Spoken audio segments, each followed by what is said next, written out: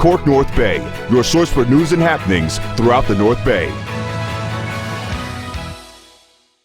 Hello and thanks for watching KORK North Bay TV. Coming up is our weekend wrap covering all the news stories and happenings that took place over the weekend throughout the greater San Francisco North Bay.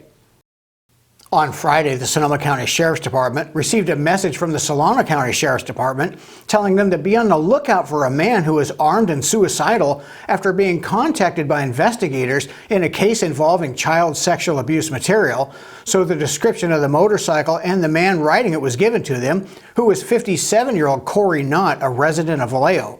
Well, the next day on Saturday at 10:30 in the morning, a Sonoma County deputy spotted Knott and his bike on the 1000 block of Highway 1 in Bodega Bay, which is just north of the popular Tides Restaurant and Souvenir Center. So the deputy tried to make contact with Mr. Knott to check on his well-being. But Knott wasn't interested in any part of that and took off on his motorcycle racing southbound on the highway, so a pursuit began. The chase was short though and only went about a mile where Knott pulled into the parking lot of the west side of the highway where the Birdwalk Coastal Access area is located. Then he jumped off his bike and took off running on foot, where he came to a stop behind a tree. According to witnesses, that's where Knott pulled out a gun and shot himself. That shot was fatal and Knott was pronounced deceased at the scene. The scene was closed off for several hours as the area was cleaned and cleared up. In the town of Cotati, a wrong-way driver was spotted and stopped along Highway 101. The same scenario just happened about a week ago in Rohnert Park, where a DUI driver was heading southbound in the northbound lanes of 101 and was finally headed off and stopped by CHP units up in Santa Rosa right after the Todd Road exit.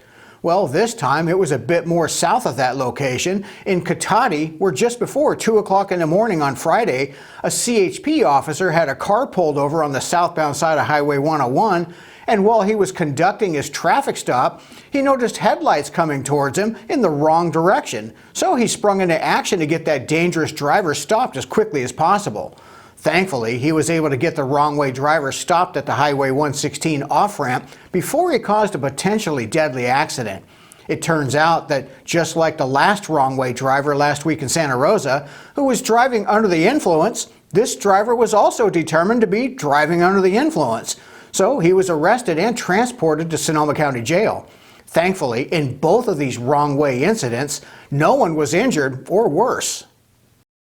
In Santa Rosa on Sunday, just before 9:30 in the evening, a few 911 calls came into the Santa Rosa Police Department about an incident on a city bus. And when I say on a city bus, I really mean on it, because there was a man riding on top of the bus, and according to the report, he was the one who was repeatedly calling 911 asking for help.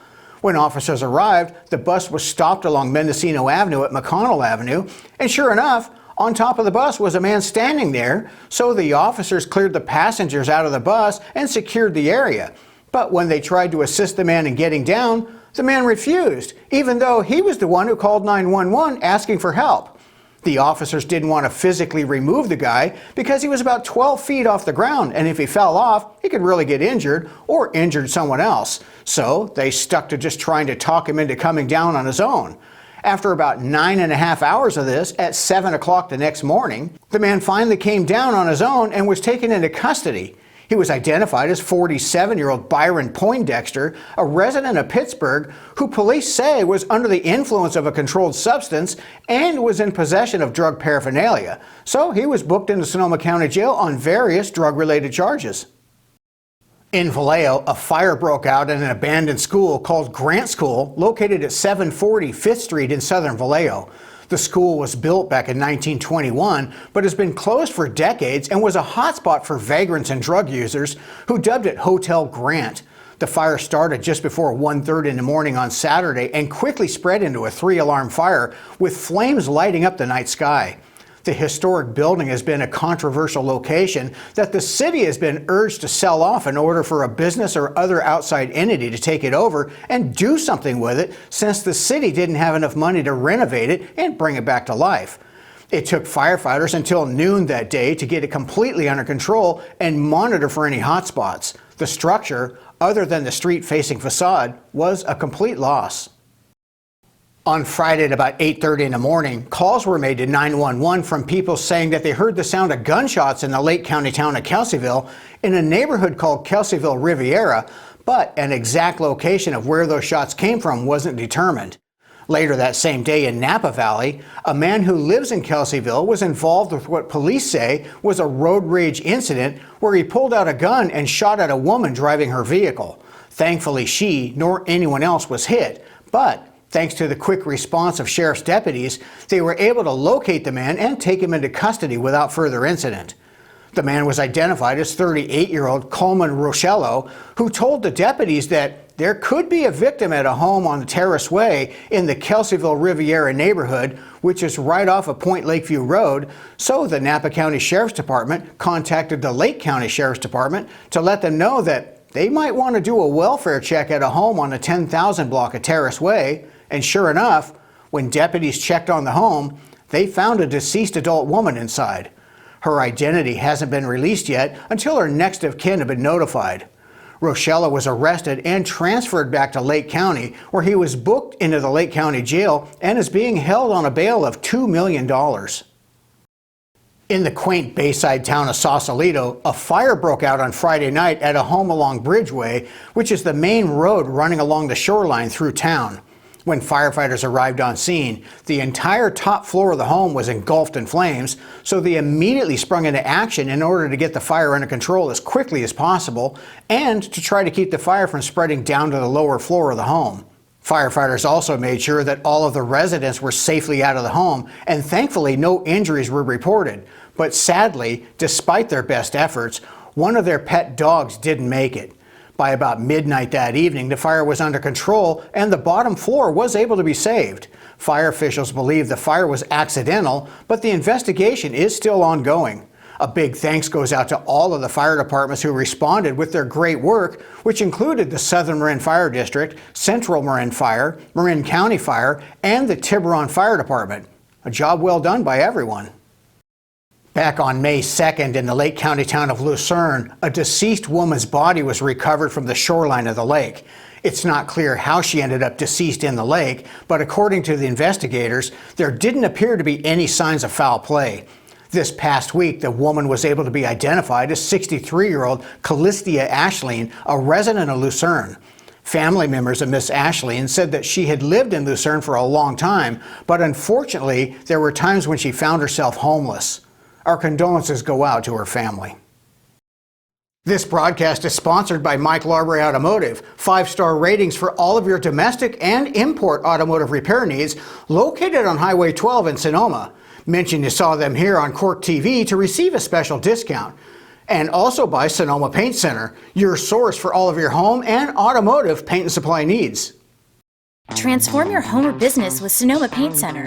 As your local Benjamin Moore retailer, we've got everything you need to paint inside and out, plus top quality stains. Step inside our Santa Rosa location or visit us in Sonoma, Sebastopol, and now our newest location in Napa. From vibrant colors to durable finishes and required supplies, we'll help you bring your vision to life. Sonoma Paint Center, serving you in Santa Rosa, Sonoma, Sebastopol, and now Napa. Sonoma Paint Center, color your world.